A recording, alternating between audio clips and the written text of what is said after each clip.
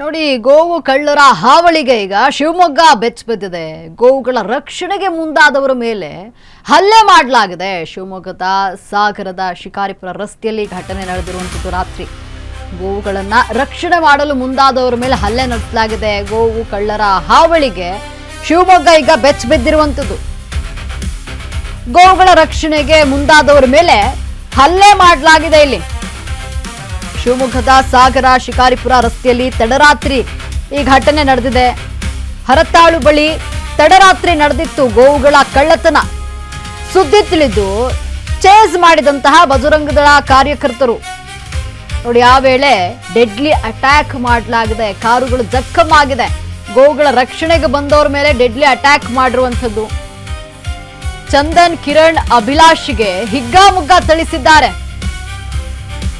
ಗಂಭೀರವಾಗಿ ಗಾಯಗೊಂಡ ಕಾರ್ಯಕರ್ತರು ಆಸ್ಪತ್ರೆಗೆ ದಾಖಲಾಗಿದ್ದಾರೆ, ಚಿಕಿತ್ಸೆ ಪಡಿತಾ ಇದ್ದಾರೆ. ಶಿಕಾರಿಪುರ ಸರ್ಕಾರಿ ಆಸ್ಪತ್ರೆಯಲ್ಲಿ ಗಾಯಾಳುಗಳಿಗೆ ಚಿಕಿತ್ಸೆಯನ್ನ ನೀಡಲಾಗ್ತಾ ಇದೆ. ಇನ್ನು ಗಾಯಾಳುಗಳ ಆರೋಗ್ಯವನ್ನ ಬಿಜೆಪಿ ರಾಜ್ಯಾಧ್ಯಕ್ಷ ವಿಜೇಂದ್ರ ವಿಚಾರಿಸಿದ್ದಾರೆ.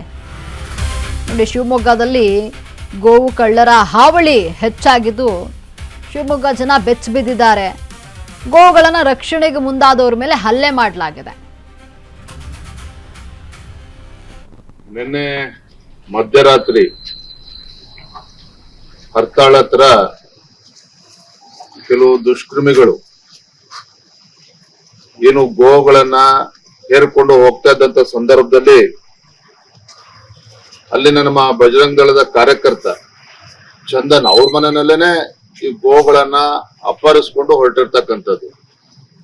ತತ್ಕ್ಷಣ ಅವರೆಲ್ಲರೂ ಕೂಡ ಜಾಗೃತರಾಗಿ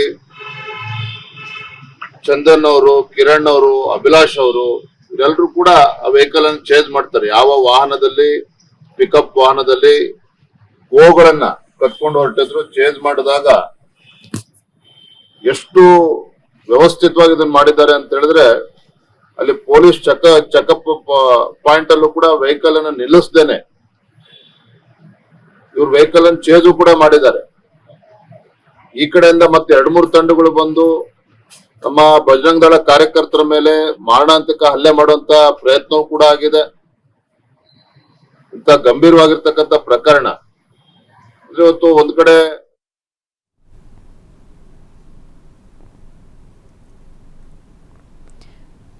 ಈ ಬಗ್ಗೆ ಮತ್ತಷ್ಟು ಮಾಹಿತಿಯನ್ನ ನೀಡಲು ನಮ್ಮ ಪ್ರತಿನಿಧಿ ಅಶ್ವಿನಿ ದೂರವಾಣಿ ಸಂಪರ್ಕದಲ್ಲಿದ್ದಾರೆ. ಅಶ್ವಿನಿ, ಏನು ಶಿವಮೊಗ್ಗದಲ್ಲಿ ಗೋವುಗಳ ಕಳ್ಳತನ ನಡೀತಾ ಇತ್ತು. ಈ ವೇಳೆ ಬಜರಂಗ ದಳ ಕಾಪಾಡಲು ಮುಂದಾದಾಗ ಅವರ ಮೇಲೆ ಹಲ್ಲೆಯನ್ನ ಮಾಡಲಾಗಿದೆ ಕಾರ್ಯಕರ್ತರ ಮೇಲೆ. ಈ ಬಗ್ಗೆ ಹೆಚ್ಚಿನ ಅಪ್ಡೇಟ್ಸ್ ಏನಿದೆ?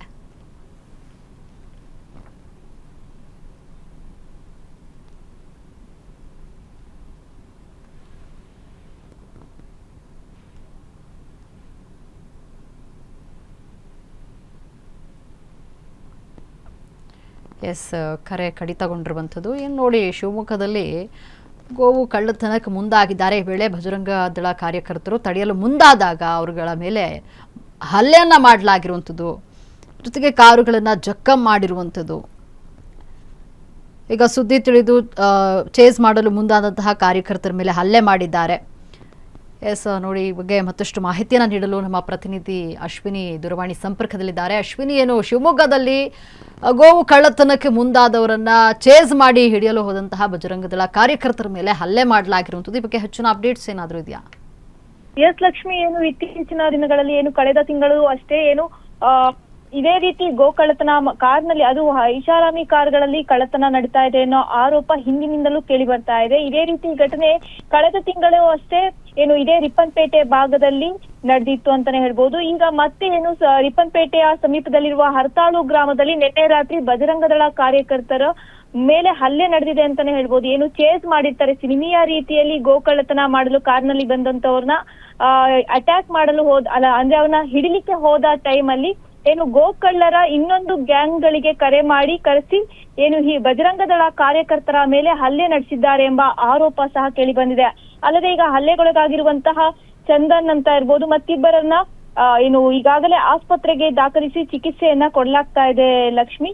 ಮುಂದೆ ಇದೇ ರೀತಿ ಯಾವಾಗ್ಲೂ ಹಿಂದೂಗಳ ಮೇಲೆ ಈ ರೀತಿ ನಡೀತಾ ಇದೆ.